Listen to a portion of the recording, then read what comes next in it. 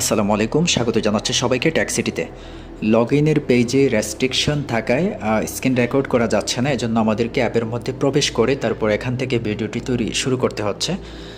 তো আমরা এই মুহূর্তে লগ ইন করেছি পূবালী ব্যাংকের পাই ব্যাংকিং অ্যাপের মধ্যে, এবং এই অ্যাপের মধ্যে কী কী ফিচার আছে আপনাদেরকে এক নজরে দেখাচ্ছি। প্রথমেই দেখুন যে পূবালী ব্যাংক পিএলসি এর লোগো আছে, নিচে আমার নাম আছে, তারপর আছে মাই অ্যাকাউন্ট। এখানে যদি ক্লিক করেন তাহলে আপনার অ্যাকাউন্টের তথ্য দেখতে পারবেন। অ্যাড নিউ অ্যাকাউন্টে ক্লিক করলে আপনারা নতুন অ্যাকাউন্ট যদি থাকে আরও বা নতুন অ্যাকাউন্ট ওপেন করেন তাহলে এখানে অ্যাড করে নিতে পারবেন। এরপর আছে ক্যাশ উইথড্র করার একটা অপশন। এখানে আপনারা বাংলা কিউআরের মাধ্যমে এই বাংলা কিউআর স্ক্যান করে আপনার ব্রাঞ্চ থেকে টাকা উত্তোলন করতে পারবেন কোনো চেক বা কার্ড ছাড়া। তারপর আছে ফান্ড ট্রান্সফার। এখানে আছে ফান্ড ট্রান্সফার, অর্থাৎ পূবালী ব্যাংকের অ্যাকাউন্টে ফান্ড ট্রান্সফার করতে পারবেন। ভিতরে প্রবেশ করে দেখাচ্ছি না, ভিডিও লং হয়ে যাবে, অনেক ফিচার আছে। আচ্ছা, এরপরে আছে পে লোন ইনস্টলমেন্ট। এখান থেকে আপনারা লোনের ইনস্টলমেন্ট এখান থেকে দিতে পারবেন।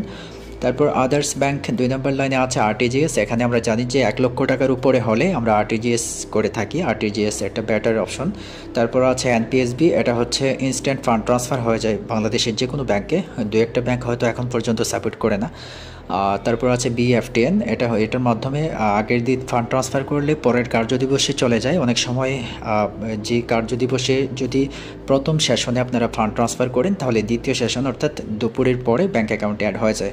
তারপর আছে বিনিময় ট্রান্সফার, নিচে আছে আপনার রিসেন্ট যে ট্রানজ্যাকশনগুলো করেছেন সেগুলো এখানে দেখা যায়। এরপর ব্যাকে চলে আসলাম আমরা। বিল পেমেন্ট, এখানে অনেকগুলো আছে, পল্লী বিদ্যুৎ, BRAC university, carnival internet, DESCO, DPDC, link 3, অনেকগুলো আছে, সাভার ক্যান্টনমেন্ট বোর্ড, অনেকগুলো পেমেন্ট করা যায় এখান থেকে, অপশন অভাব নাই। তারপর আছে কার্ড ম্যানেজমেন্ট, এখান থেকে আপনারা ক্রেডিট কার্ডে বিল পেমেন্ট করতে পারবেন। এরপর আছে ফান্ড ম্যানেজমেন্ট, এখান থেকে ফিক্সড ডিপোজিট ওপেন করা যায়। তারপর আছে মোবাইল রিচার্জ, এখান থেকে বাংলাদেশের যে কোনো মোবাইল অপারেটরে মোবাইল রিচার্জ করা যায়। এরপর আছে ফান্ড ট্রান্সফার টু এমএফএস, এটা একটা ভালো দিক হচ্ছে অনেকগুলো মোবাইল ব্যাংকিং সার্ভিসে ফান্ড ট্রান্সফার করা যায়, যেমন বিকাশ, নগদ, রকেট। তাছাড়া ট্যাপ আছে, ট্যাপ হচ্ছে ট্রাস্ট ব্যাংকের মোবাইল ফাইন্যান্সিয়াল সার্ভিস। ওকে ওয়ালেট, এটা হচ্ছে ওয়ান ব্যাংকের এমএফএস। তারপর আছে উপায়, এটা হচ্ছে ইউনাইটেড কমার্শিয়াল ব্যাংকের মোবাইল অ্যাপ।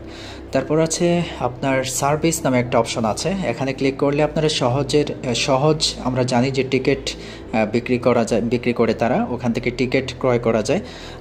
এখান থেকে আপনি সহজের ওয়েবসাইটে যেয়ে সরাসরি অ্যাপ থেকে পেমেন্ট করে টিকিট ক্রয় করতে পারবেন। তারপর বিডি ট্যাক্সে পেমেন্ট করতে পারবেন। এরপর আছে কাস্টমস ই পেমেন্ট, এটা এখন পর্যন্ত আসে নাই, প্রক্রিয়াধীন আছে। এরপর আছে ম্যানেজ চেকবুক ম্যানেজমেন্ট, এখানে আপনারা চেকবইয়ের জন্য রিকোয়েস্ট করতে পারবেন। তারপরের অপশন হচ্ছে চেকবুক স্ট্যাটাস জানতে পারবেন, পজিটিভ পে রেজিস্ট্রাকশন দিতে পারবেন, স্টপ পেমেন্ট, আপনার চেকের পাতা অফ করতে পারবেন।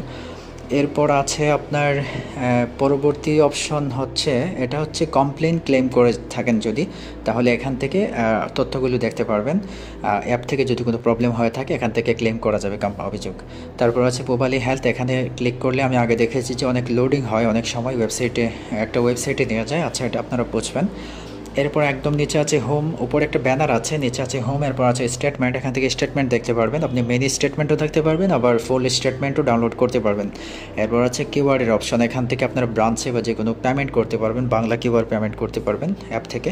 তারপর নোটিফিকেশান, এখানে দেখতে পাচ্ছি জন্মদিনের শুভেচ্ছা জানিয়েছিল আমাকে ব্যাঙ্ক অ্যাকাউন্টে, যেহেতু প্রত্যেকের আমাদের জন্ম তারিখ দেওয়া থাকে, তো ওই তারিখে প্রত্যেকের আপনার যদি পাই ব্যাংকিং অ্যাপ রেজিস্ট্রেশন করা থাকে তাহলে তারা অ্যাপের মধ্যে চমৎকার একটা ডিজাইনের মাধ্যমে আপনাকে জন্মদিন উইশ করে থাকে। তারপর আছে সেটিংস, এখানে ক্লিক করলে আপনার কাস্টমার আইডি দেখতে পারবেন, নাম, ইমেল অ্যাড্রেস, মোবাইল নাম্বার। নিচে আছে ডিফল্ট সোর্স অ্যাকাউন্ট, তারপর আছে change password, change OTP medium, তারপর আছে transaction limit, contact, right to use, তারপর আছে হিস্ট্রি। তো এই ছিল সংক্ষেপে পূবালী ব্যাংকের ইন্টারনেট ব্যাংকিং ব্যবহার করার জন্য যে মোবাইল অ্যাপ তারা প্রোভাইড করছে, পাই ব্যাংকিং অ্যাপ। এই অ্যাপের সংক্ষিপ্ত একটা রিভিউ, আশা করি আপনারা উপকৃত হবেন। সবাই ভালো থাকবেন, আজকে পর্যন্তই, ধন্যবাদ, আল্লাহ হাফেজ।